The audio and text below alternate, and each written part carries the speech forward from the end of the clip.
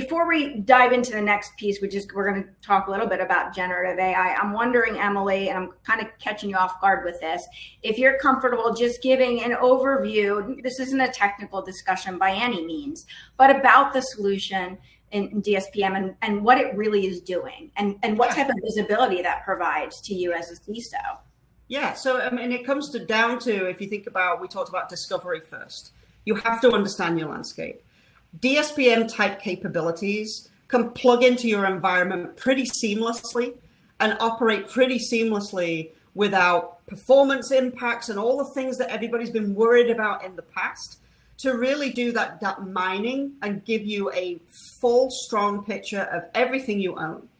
Not only can it tell you where all your data is, but the level of classifications that DSPM can give you is based on intelligence gathering, essentially. These use AI models. DSPM solutions use AI models in order to learn what that data is.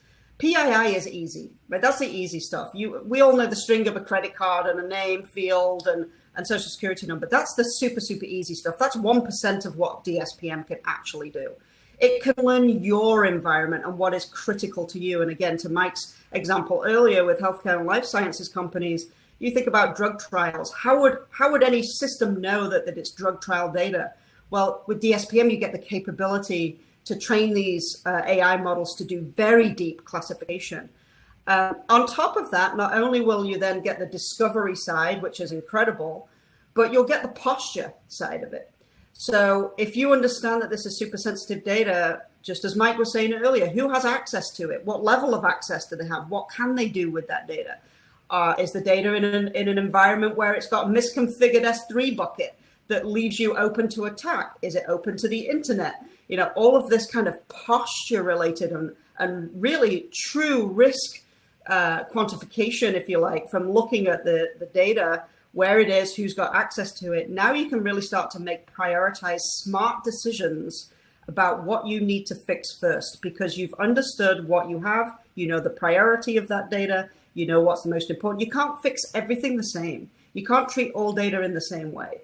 So the secret sauce to any security team is we are pretty much 100% reliant on getting somebody else to do something in order for us to succeed, because 9 times out of 10 security teams don't own those systems. So the story that we tell in terms of, hey, infrastructure team, I really need you to encrypt this data. The story that you need to tell as to, that's because it's 10 million customer records and it's open in an environment that's open to the internet. They will fix that over lunch. If you're able to give them the information that is needed to actually get something fixed. So it's not just about the discovery piece. I talk about that because I know how hard that is for us all.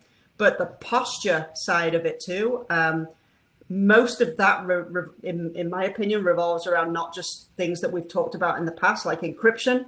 It's a lot to do with access and controls around who has access to it. And you can see the flows of where data actually goes from one system to the other. If you've got data in Salesforce, believe me, data never stays in Salesforce. It goes to hundreds of different places. Now you've got this replication of data all over. It will map all of that for you. It is really super exciting technology.